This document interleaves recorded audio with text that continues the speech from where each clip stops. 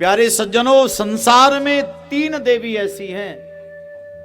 आज मैं आपको बहुत अच्छी बात बताने जा रहा हूं।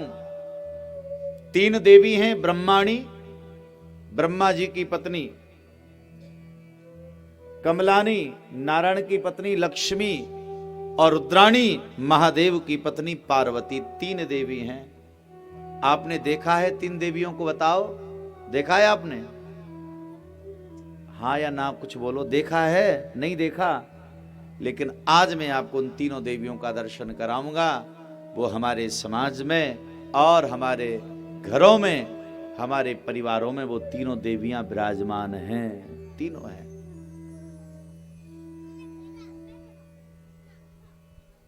आप कहोगे महाराज बताओ, वो 3 देवी हमारे समाज में विराजमान हैं।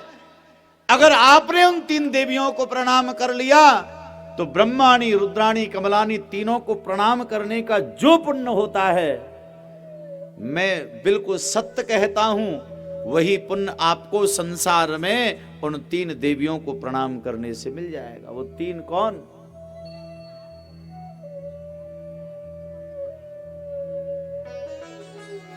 जननी जने तो भक्त जन, या दाता या सूर, नहीं तो जननी बाँझ रहे काय गवावे नूर। कवि ने तो इतनी कड़वी बात कह दी देवियों के लिए, हे जननी, अगर तू जन्म देना चाहती है तो 3 ही प्रकार के बच्चों को जन्म देना। सबसे प्रथम तो भक्त को जन्म देना, या किसी सूरवीर को जन्म देना, या किसी दानी को जन्म देना। सूरवीर नहीं है, भक्त नहीं है और दानवीर नहीं है, फिर तो समझ लो भैया गलियारे में जो पिल्ला घूमते हैं ना, वही समझ ले तो ही ज्यादा ठीक है। कड़वी है बात, लेकिन सत्य कह रहा हूं मैं। 3 ही माताएं वंदनीय हैं। और मैं आपको बता दूं भैया, भक्त को जन्म देने वाली मां यदि आपको मिले, उसे आप ब्रह्माणी समझ के प्रणाम करो। आप, वो साक्षात ब्रह्माणी है।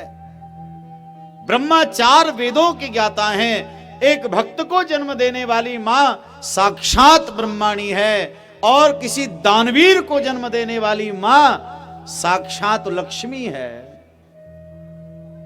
और किसी योद्धा को जन्म देने वाली, योद्धा का मतलब वो नहीं है गली गलियारे में ही महाराज मूड फोड़ता फिरे, अपना भी फोड़वा ले दूसरे का भी फोड़ दे, वो योद्धा नहीं है।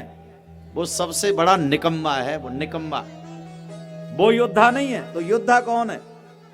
जो अपनी राष्ट्र के लिए, अपने देश के लिए, सम्मान के लिए जो प्राणों को अपनी हथेली पे लेकर के घूमता है। अगर मैं योद्धा में यदि ये कह दूं कि जो फौजी होता है, एक फौजी को जन्म देने वाली मां साक्षात पार्वती है।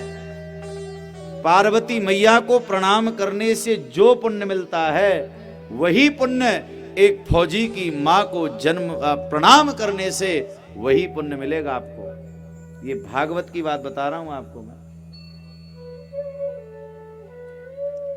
और वास्तव में आदरणीय चाची जी को कहना चाहूंगा, आप धन्य हैं।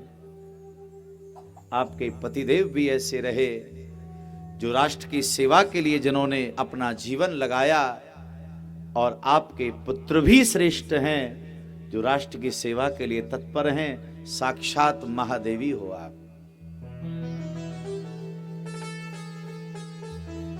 अब आप सोच लो माताओं, आपकी गिनती किस में आ रही है? दानवीर की मां में गिनती आ रही है, या भक्त की मां बनने में गिनती आ रही है, या किसी सूरवीर की मां बनने में गिनती आ रही? कोई बात नहीं है।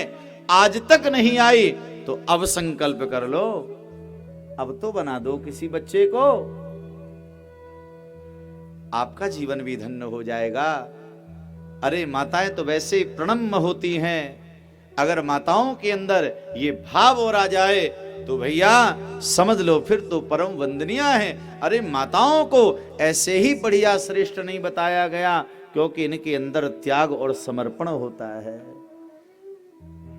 और मैं ये चाहता हूं ये जो भागवत हो रही है, ये भागवत कुछ कल्याण कर दे।